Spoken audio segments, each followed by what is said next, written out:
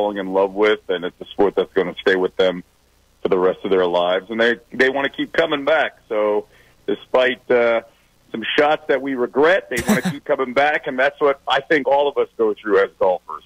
Does Mom play too or not? She does when she has time.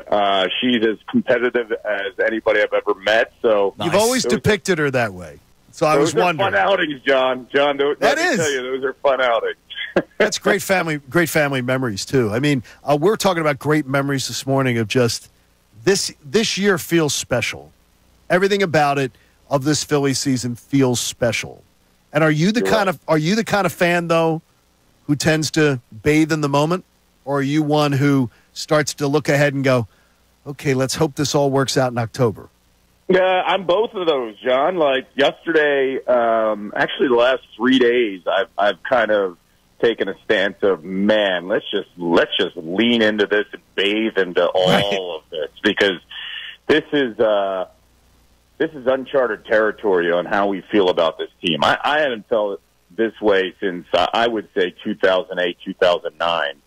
2011, obviously, the way the whole starting rotation was lined up and all, but like I haven't felt this way in a really long time. And it's just, they're not even 100% healthy.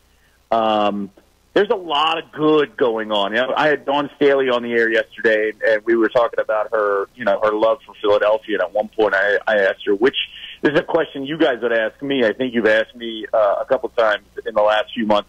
I asked her, I said, which team do you feel like is closest to a championship?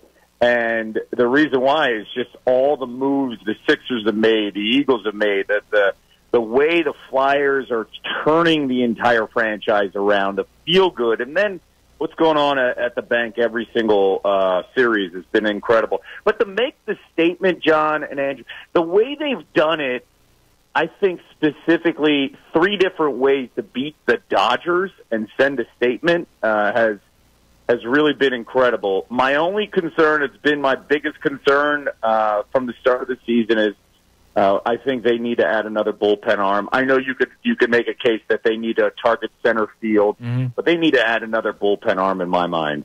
Kevin, I want to ask you this because this is how we started the show, and this is a hear me out sort of question.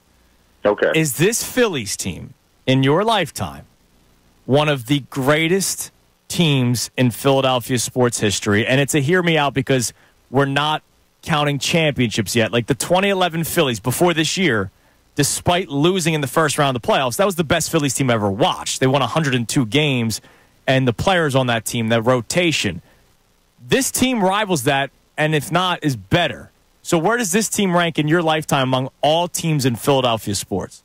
There's still plenty of baseball to be played, so I won't even go there. Now, I get your point about best teams because I'm going to date myself. The Fog Bowl team that lost in Chicago, that Eagles team in the late 80s. New Year's of 88. Disaster, right? That was disaster.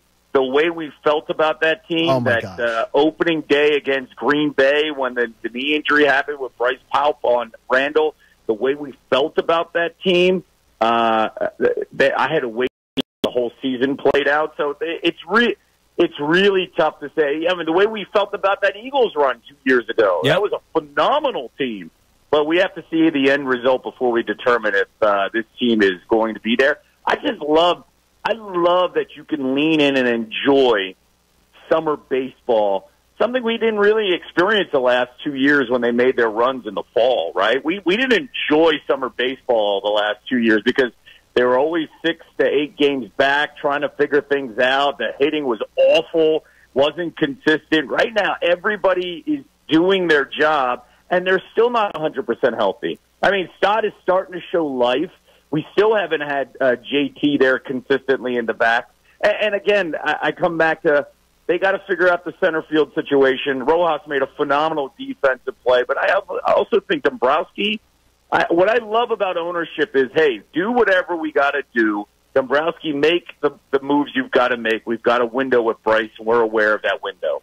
Are you a believer in we all love Rob Thompson for a lot of different reasons. Are you a believer? Yeah. Are you a believer in Topper, the strategist, the in-game chess player?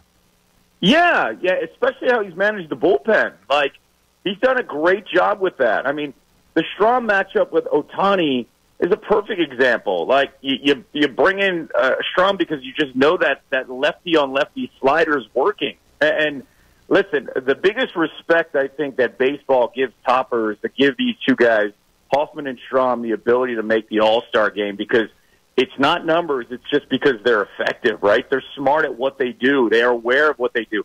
I think sometimes Topper could be a little, I would just say stubborn. That drives you a little bit crazy, and I thought he was a little stubborn with how he approached the entire bullpen last year. It just drove, I think, all of us crazy in the postseason. But right now, he's pressed all the right buttons, and maybe it's my fear from last year and the falling apart.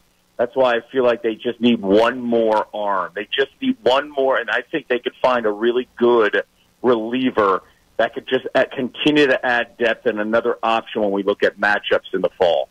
Now, I know you weren't on last week, so I got to get your opinion on what the 76ers have done. It's been fantastic. And Daryl Morey deserves a ton of credit, because when you started this offseason and you just saw they had basically Ricky Council Jr., I know he was on the roster, and Paul Reed, they still had to, let's get the two guys. Let's make sure they're happy. Let's get Tyrese Maxey re-signed. Let's make sure Joel's happy.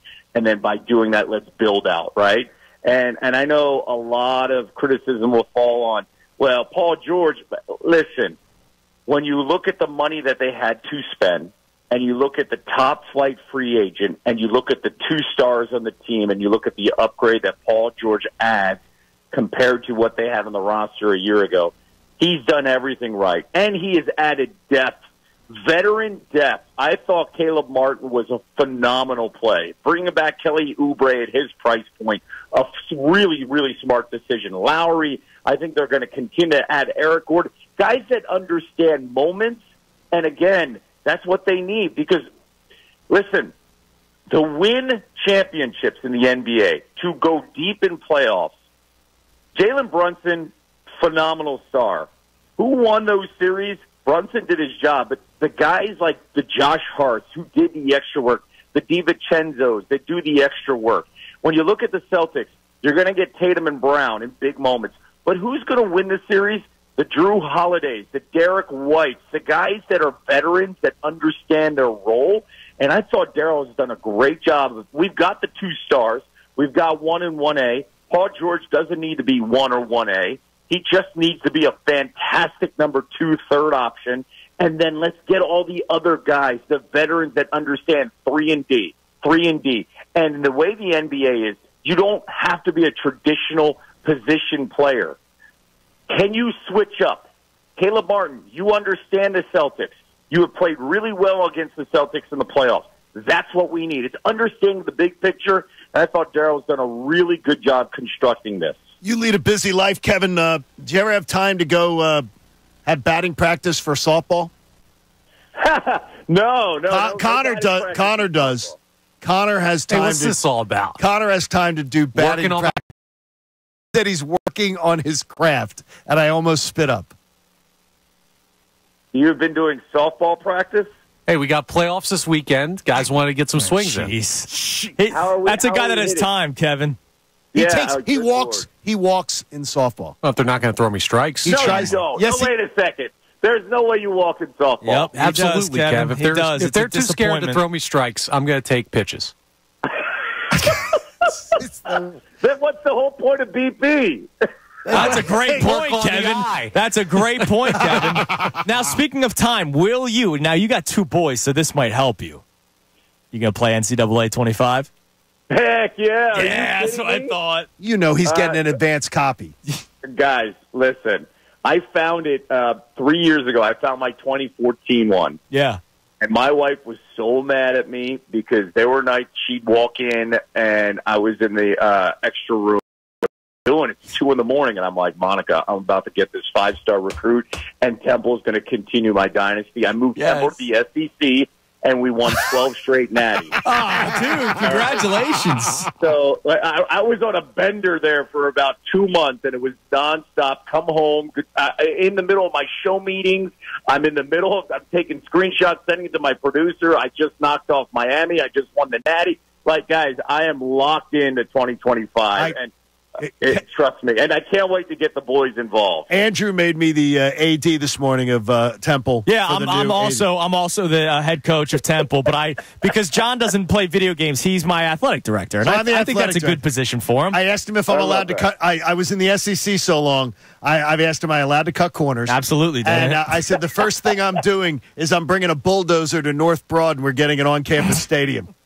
God bless you. There we go. God bless you, John. If you ain't cheating, you ain't trying. Know that. God bless you. Kevin, listen, man, we appreciate it as always. You're the man. It was great catching up. We hope to talk to you again next week. You keep those boys busy, all right? Hey, I really appreciate that, guys. And I'm going to add one quick thing. 6 p.m. Sports Center, we got Paul Skeen's scheduled live interview. Dude, that's awesome. All right, we will be checking that out. We're going to be talking about Paul Skeen's not too long from now. So thanks for that, Kevin. We appreciate it. Buddy. Take care. There he is, Kevin Negandhi on the